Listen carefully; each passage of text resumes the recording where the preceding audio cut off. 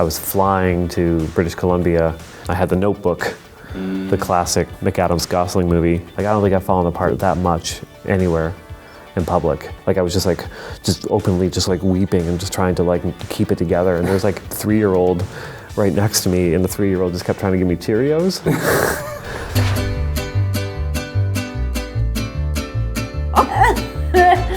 Hey everyone, I'm back. It's me, 2018 Genevieve Jones, cooler than ever. I'm 2018 Cassie King. Welcome back to the Skybound Insider. Welcome back! Welcome back! We hope you all had a good 2017, but we're not here to talk about that. No. So, shut up. We are here to bring you an interview with comic book writer, artist, journalist extraordinaire, Chip Zdarsky. Chip! What a guy, Chip! He is the co-creator of the book Sex Criminals with Matt Fraction, which is is truly one of my favorites.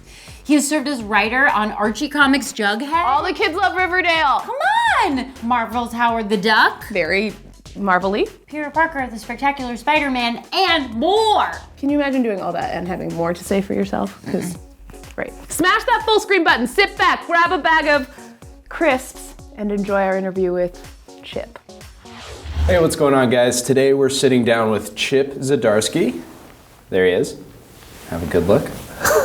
So I want to start off real general here. Okay. Break down for me how you got your start in comics. Midlife luck, for the most part. All right. I was doing kind of my own comics in my 20s, just like black and white things that I kind of self-publish.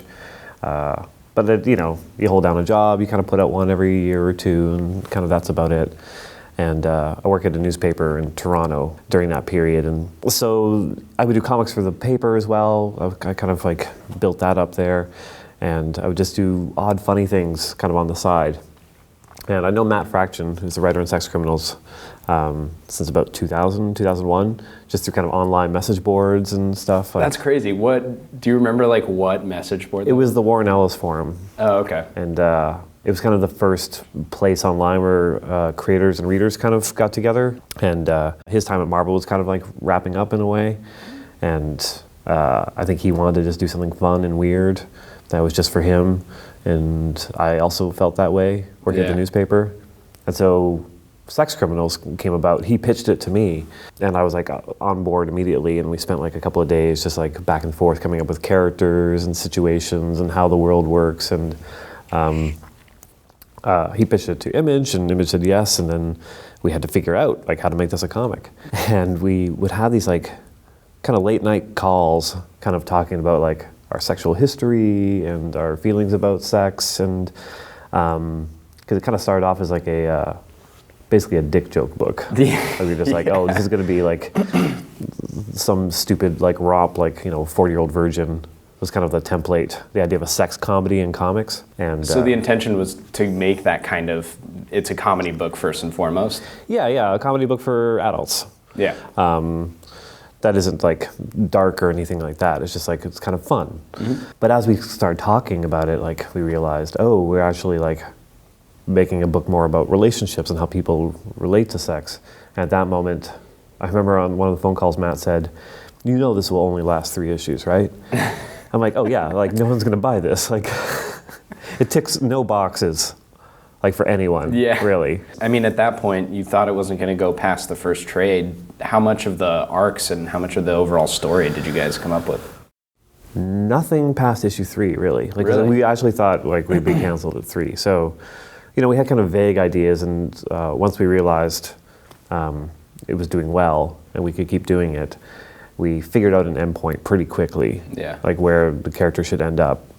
And part of the fun has been kind of figuring out a way there and introducing new characters, new situations and stuff, as an issue number. So yeah, it's a little scary because again, it's the book that got me into comics really as a professional, and kind of elevated Matt's star in comics as well. So both of us are all right, we should end this. Yeah, we talked to a lot of friends about this stuff as well when we were starting out. So to try and keep it as authentic to people's experiences as possible. Yeah. Especially if later issues, as we start to kind of talk about different forms of sexuality. Like I think it was issue 13, we did a whole issue about an asexual character. So Matt, did his research, like figured it out, and I was kind of I tried to be as careful as I could when I was drawing it to make sure I'm not stepping on any toes with this.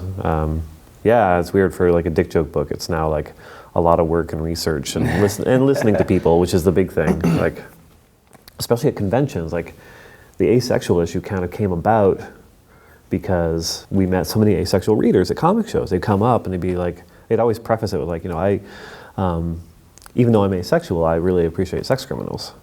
I'm like, well, that's great, thank you. Yeah. It's funny, it was happening kind of simultaneously, and we didn't even talk about it, like, because I did it in Jughead.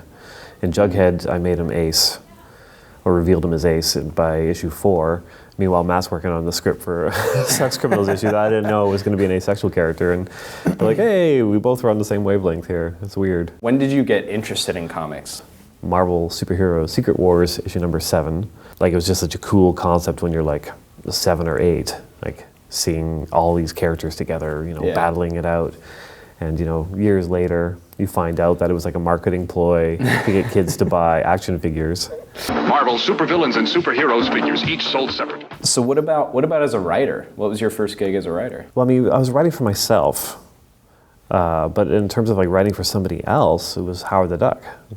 Okay. That was it. Like, there's an editor there at Marvel, Will Moss, and he remembered my Monster Cop stuff, and he really liked it from back in the day. So he knew I could write as well as draw, and he hired me to do just like a 2-page thing for one of their crossovers, just like a humor strip. And so I did that, and I thought that would be my only ever Marvel gig, like 2 pages, some gags, and I was done. But then he approached me about the idea of doing Howard the Duck, and like that process started, and we looked at a bunch of artists, and Joe was far and above like the best, and that was my first time actually writing a thing for someone else to draw, which was super difficult. I want to ask you, I'm sure you've been asked this a ton, but what's one piece of advice you would give aspiring artists? That's probably the same advice everyone gives, which is to just do it. Like, there's no barrier, especially now.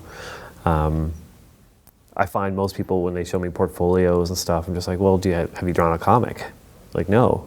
They've just drawn a page or two, and they want to show you the page of Superman or whatever. I'm like, draw a comic, like, and not just a comic. Like, I think the point where you can actually be a pro is finishing issue 2. Yeah. I think a lot of people can push through and do like a full issue of a comic, but man, sitting down like, all right, let's do number 2. Like that's the hard part. And I kind of hope, like, when I tell people that, when they come with their pages of like Batman or Superman or whatever, that they go, and obviously they'll have to do their own thing if they're doing a full comic, and maybe by the end of that issue 1 or issue 2, they'll be like, oh wait, I like this. Why don't I just do this? Guys, if you want to know more about Chip, because I mean, like, who doesn't? You want to know more about Chip? Head over to the website and watch the full interview, which you just watched was just 25%. So go to the website, get the full hondo under your pillow. Also, why don't you head on over to our Facebook Insiders group, where you can get a chance to have your questions featured in future interviews. That's right, the things that you think will be in these videos. Like, subscribe, comment below. We will see you all next week. Man, it's good to be back in a groove. Goodbye. Bye. Bye.